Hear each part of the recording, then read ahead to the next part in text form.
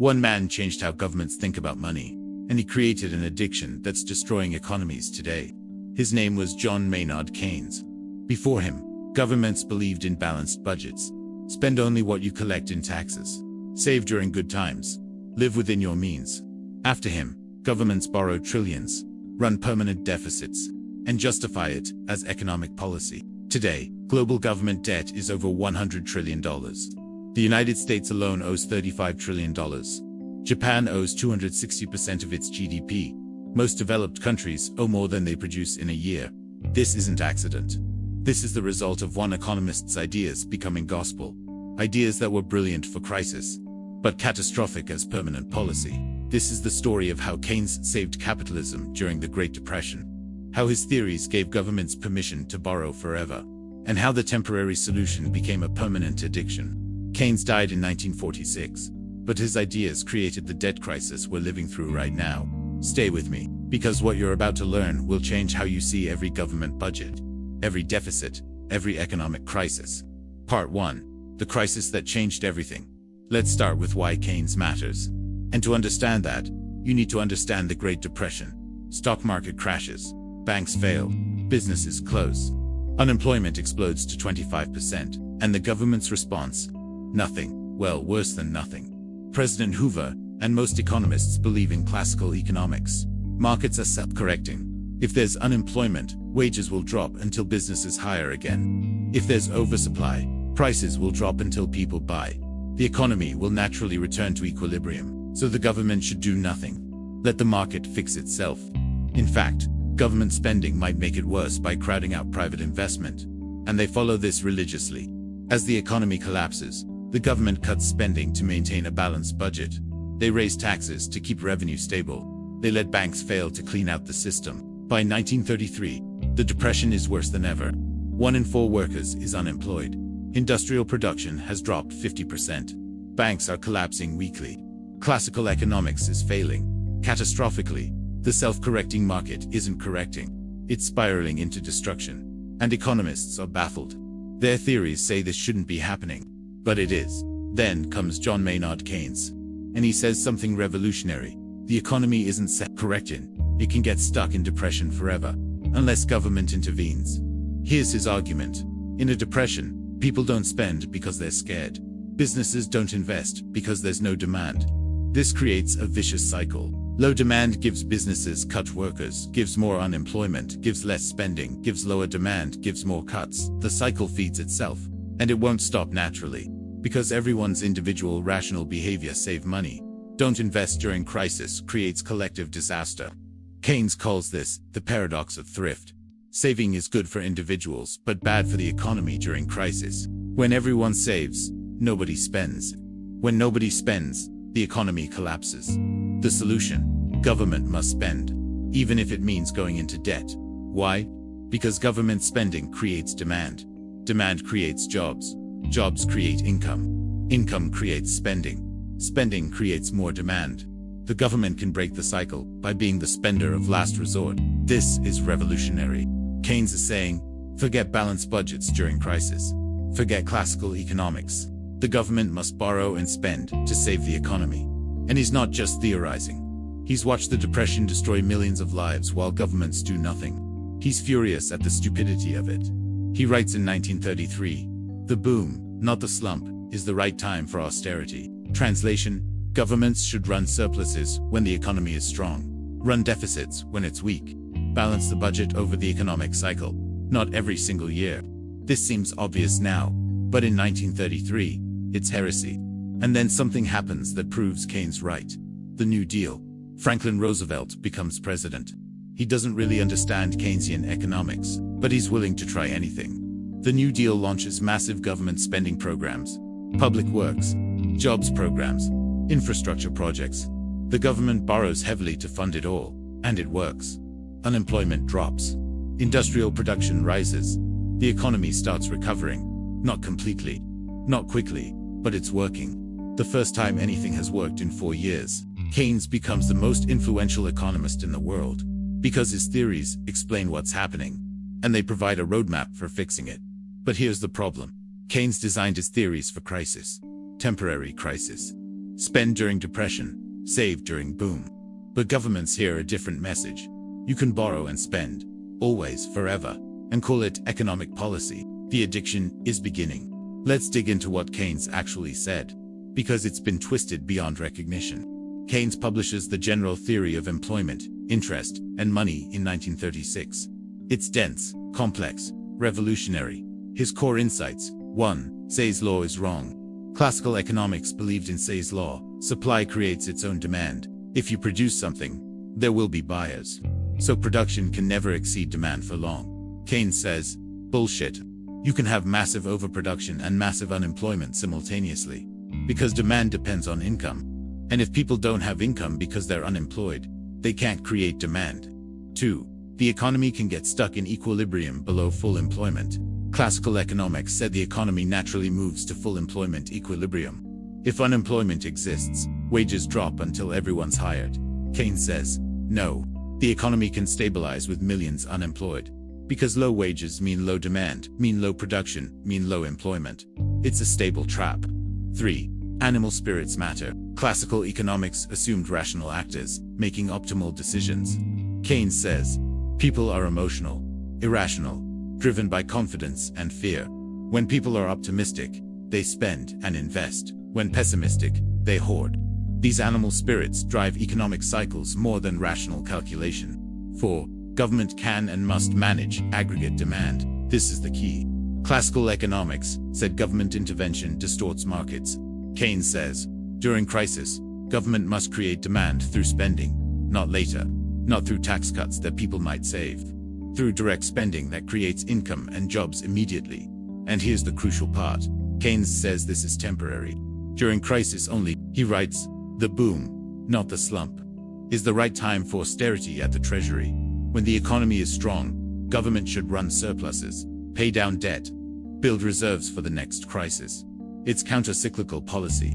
Deficit during recession, surplus during boom. But here's what governments heard. Deficit spending works. Keynesian economics justifies borrowing, and they stopped listening to the part about surpluses during boom. World War II proves Keynes right in spectacular fashion. 1939 to 1945. The war requires massive government spending.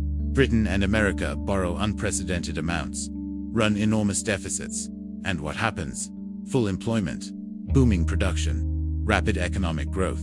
The Depression ends. Not because the market self-correct, but because government spending created massive demand. Keynes becomes a hero. His theories are vindicated. But something dangerous happens. Politicians learn that deficit spending is popular. Spend money, create jobs, build infrastructure, win elections, and don't raise taxes, just borrow. The political benefits are immediate. The costs, debt repayment, are delayed. Future government's problem: this is politically irresistible and economically dangerous, because Keynes' theory requires discipline. Deficit during crisis, surplus during boom. But politically, deficits are easy and surpluses are hard. So governments embrace the deficit part and ignore the surplus part. By 1950, Keynesian economics has become the dominant theory in the West. Every developed country adopts it, and they all start running deficits. Small at first, justified as necessary, temporary. But the temporary never ends. The deficits become permanent, and the debt starts accumulating. The addiction is fully established. 1945 to 1970, the golden age of capitalism, and it's powered by Keynesian economics. Western economies boom. Unemployment is low. Growth is strong. Living standards rise dramatically. Governments use Keynesian policy tools. Deficit spending during recessions, infrastructure investment, social programs, active monetary policy, counter-cyclical budgets, and it works. Recessions are shorter and milder than before. The business cycle is smoothed. The catastrophic depressions of the past don't return. Keynes seems vindicated. His theories have created unprecedented prosperity. But something's wrong. Something Keynes didn't predict. The surpluses aren't happening. Keynes said, deficit during recession, surplus during boom, balance over the cycle. But governments run deficits during recessions and deficits during booms. Why? Because politically, surpluses are impossible. During recessions, politicians say, we need to spend to fight unemployment. Keynes says so. During booms, politicians say, we need to spend because we can afford it. The economy is strong. There's always a reason to spend, never a reason to save. Debt starts accumulating. Every country, every year. The numbers get bigger, and economists start noticing something disturbing. Keynesian policy is becoming an excuse for permanent deficit spending. Even Keynes followers are worried. Many Keynesian economists in the 1960s warn, this isn't what Keynes meant. You can't run deficits forever. But politicians don't listen, because the system works too well politically. Then comes the 1970s, and Keynesian economics faces its first crisis: stagflation, high inflation plus high unemployment. This shouldn't be possible according to Keynesian theory. You get either inflation from too much demand, or unemployment from too little demand. Not both, but both are happening. Inflation is 10% plus. Unemployment is 8% plus. Keynesian policy tools don't work. Spending to fight unemployment increases inflation. Cutting spending to fight inflation increases unemployment. Classical economists and Milton Friedman's monetarists say, see, Keynesian economics failed. Government intervention doesn't work. Free markets are better. They're partly right. Keynesian economics as practiced permanent deficits did fail. But here's what they miss. The problem isn't Keynes' original theory. The problem is how governments used it. Keynes said, deficit during crisis, surplus during boom. Governments did. Deficit during crisis, deficit during boom. That's not Keynesian economics. That's fiscal irresponsibility justified by misusing. But the damage is done. By 1980, faith in Keynesian economics has collapsed. Reagan and Thatcher promote supply-side economics instead. But here's the irony. They still run deficits. Huge deficits. They just justify it differently. Reagan claims tax cuts will pay for themselves through growth. They don't. Debt explodes. The Keynesian era officially ends. But the debt addiction continues, because once governments learned they could borrow permanently, they couldn't stop regardless of what economic theory they claimed to follow. 1980 to 2008. The Great Moderation. Economies grow.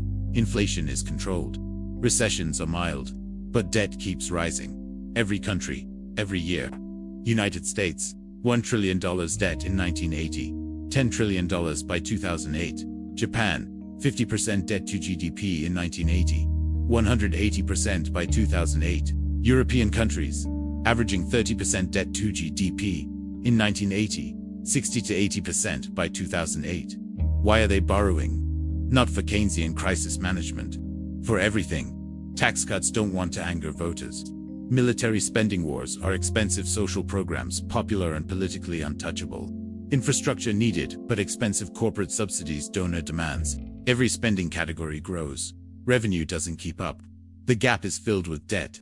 And economists increasingly warn, this is unsustainable. Debt can't grow faster than GDP forever. Eventually, there's a reckoning. But politicians ignore them. Because the reckoning seems far away.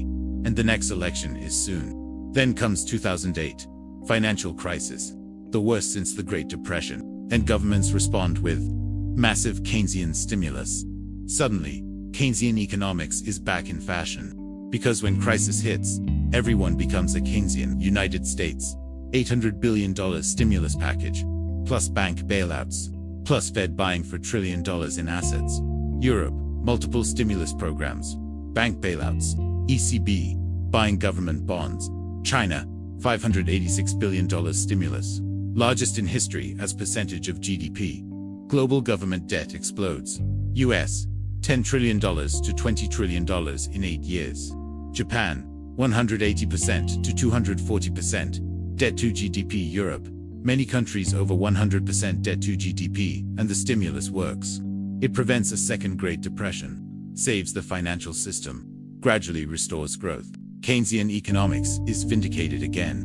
When crisis hits, government spending saves the economy. But here's the problem. The debt never gets paid down. Keynes said, borrow during crisis, repay during recovery. But the recovery happens, and governments keep borrowing. Why? Because by 2010, debt is so high that just paying interest requires massive budgets. There's no money left to actually pay down principal. The debt trap has closed. Countries owe so much that they can't afford to stop borrowing. They need new debt just to service old debt. And it gets worse, because another crisis is coming. COVID pandemic. Economies shut down.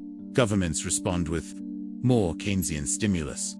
United States, $5 trillion in pandemic spending.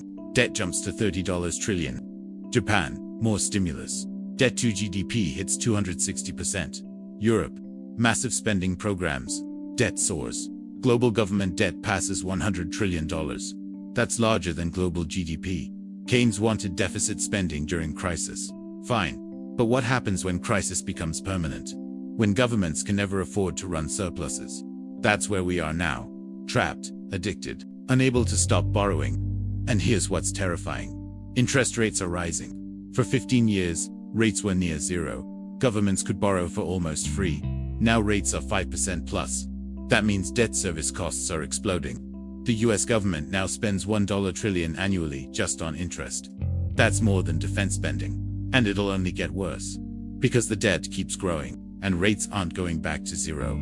We're watching the endgame of the addiction Keynes accidentally created. Here's the tragic irony. Keynes would be horrified by modern government debt. Let me show you what Keynes actually believed by the end of his life. World War II is ending. Britain's debt is 250% of GDP, highest in British history. Keynes is asked, how should Britain handle this debt? His answer, pay it down, aggressively as quickly as possible. He warns, high debt creates inflation risk, limits policy flexibility, makes countries vulnerable to crisis. He never intended permanent debt. He intended crisis management with rapid paydown during recovery. But that's not what happened. And Keynes died in 1946, unable to stop the misuse of his theories. Here's what went wrong. Problem 1. Politicians found deficit spending irresistible. Keynes gave them permission to borrow during crisis. They borrowed during everything, because spending wins elections and borrowing avoids tough choices. Problem 2. The crises became permanent. Keynes assumed crisis gives recovery, gives surplus. But if you keep having crises, or claiming crisis, you never reach the surplus phase. Problem 3.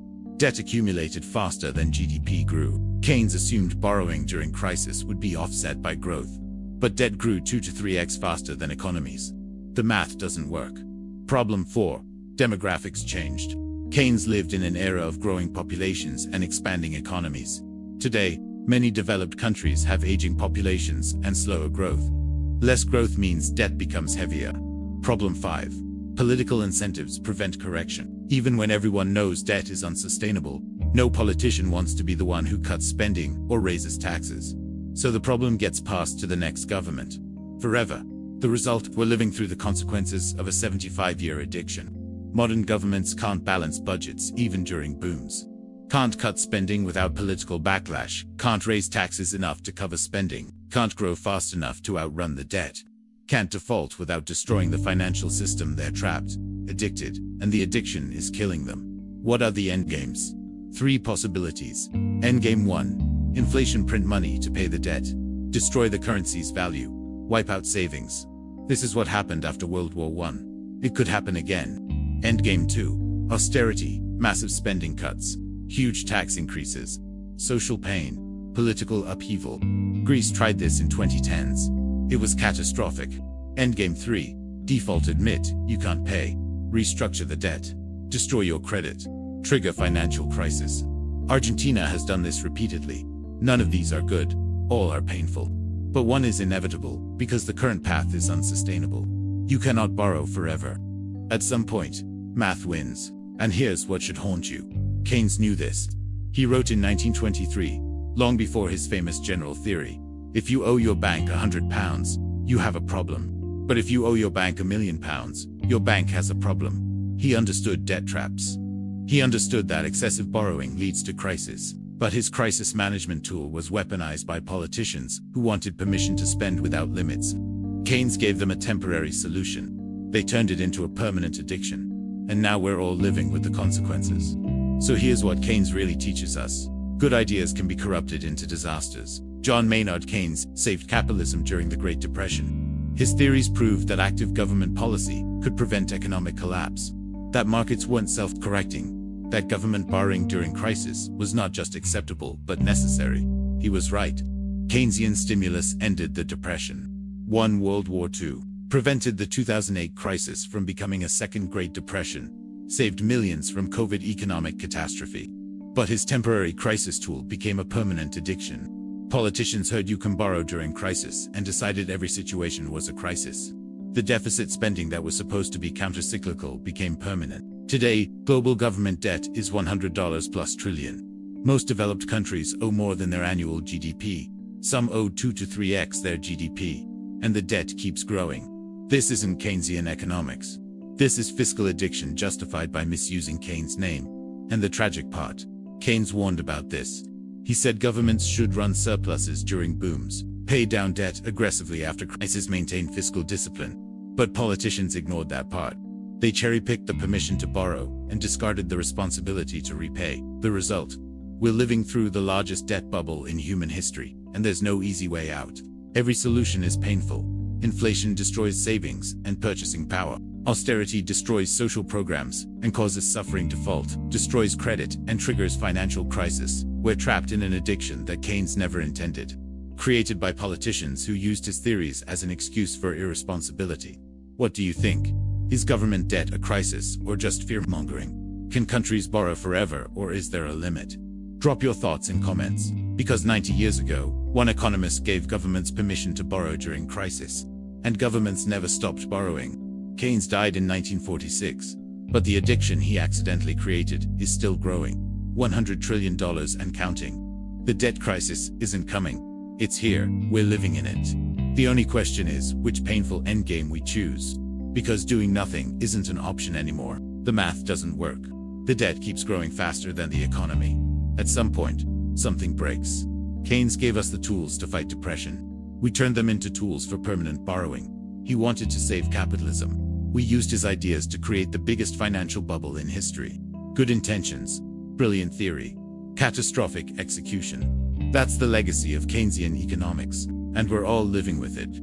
Whether Keynes would be proud or horrified, we'll never know. He's been dead for 75 years. But his ideas created the debt-addicted world we live in today. The man who saved capitalism might have accidentally doomed it. We're about to find out.